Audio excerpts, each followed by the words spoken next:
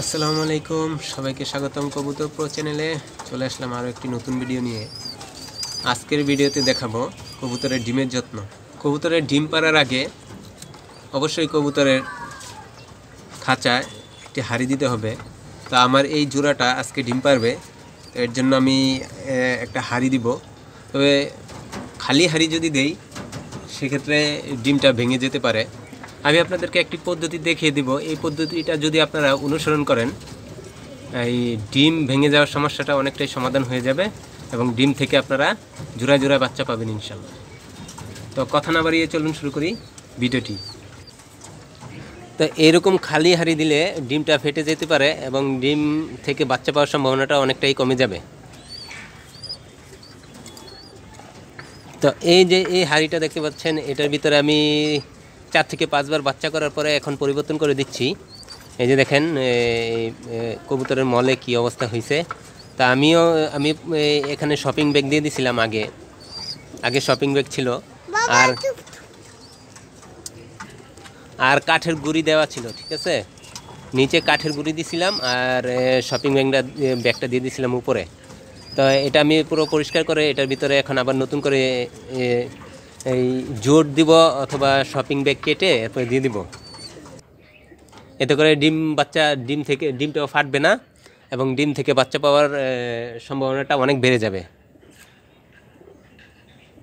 তো এই যে আমি এই হাঁড়িটা পুরো পরিষ্কার করে ফেলছি, সুন্দর করে ধুয়ে মুছে। আর এই যে দেখতে পাচ্ছেন কিছু কাঠের গুঁড়ি এখানে আছে, একবারে শুকনো ঝরঝরে দেখেন। তো এই কাঠের গুঁড়িটার উপরেই আমি মূলত এই জুটটাকে আমি কেটে নিয়েছি। জুট এই যে গেঞ্জির কাপড়ও হতে পারে অথবা অন্য ধরনের জুটও হতে পারে, কিন্তু আপনি যদি এমনি সুতি কাপড় দেন, সুতি কাপড়ের সুতাগুলা কবুতরের পায়ে লেগে যেতে পারে এবং কবুতর যখন ডিম থেকে পরিবর্তন করবে বা ডিম থেকে উঠে খাবার খেতে আসবে বা অন্য কোনো ইয়ে করতে যাবে, তখন সুতাটা পায়ের সাথে যদি বেঁধে যায়, তখন ডিম যা আছে সব কিছু নিয়ে কিন্তু কবুতর উঠে যাবে এবং ডিমগুলো নিচে পড়ে ভেঙে যাবে বা ফেটে যাবে, নষ্ট হয়ে যাবে।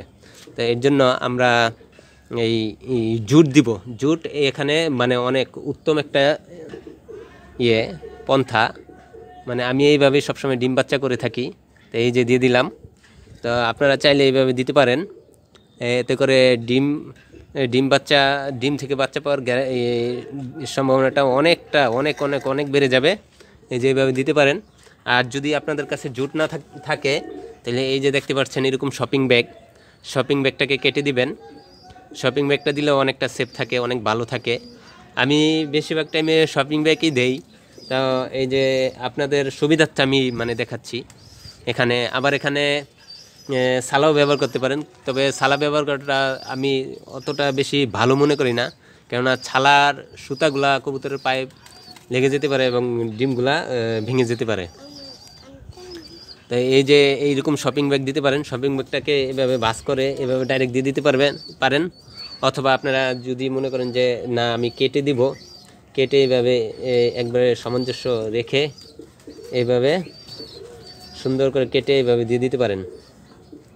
এভাবে দিলে কবুতরটা এটার উপরে ডিম পারবে এবং বসবে। এতে কোনো সমস্যা হবে না, কারণ এখানে কোনো সুতা নাই। দেখতে পাচ্ছেন কেচি দিয়ে কেটে দিতে পারেন। আচ্ছা, আমি কেটে কিভাবে দিবেন এটাও দেখাই দিই। তো এই যে আমি শপিং ব্যাগটা কেটে নিয়েছি, এই যে এইভাবে। তো শপিং ব্যাগটার এই যে কোনাগুলো কেটে দিলে সবচেয়ে ভালো হয়। এই যে কোনাগুলো চতুর্দিক দিয়ে কেটে দিছি। তো এই যে আমি জুটটাকেও চতুর্দিক দিয়ে কিন্তু কেটে নিয়েছিলাম। এই যে এখানে এই যে এইভাবে জুটটা কিন্তু সুন্দরভাবে বসে থাকবে। কবুতর যতই লড়াচড়া করুক এই জুটটা এখান থেকে উঠবে না। আর এই যে আপনারা চাইলে শপিং ব্যাগটাও এইভাবে দিতে পারেন। শপিং ব্যাগটাও সুন্দর করে বসে থাকবে, এখান থেকে উঠবে না। তো এই ছিল আজকের ভিডিওটি ভালো লাগলে ভিডিওতে একটি লাইক দিবেন। আর যারা নতুন দর্শক আছেন তারা সাবস্ক্রাইব করে পাশে থাকা বেল আইকনটি প্রেস করে দিবেন পরবর্তী ভিডিও নোটিফিকেশন পাওয়ার জন্য। Thanks for watching.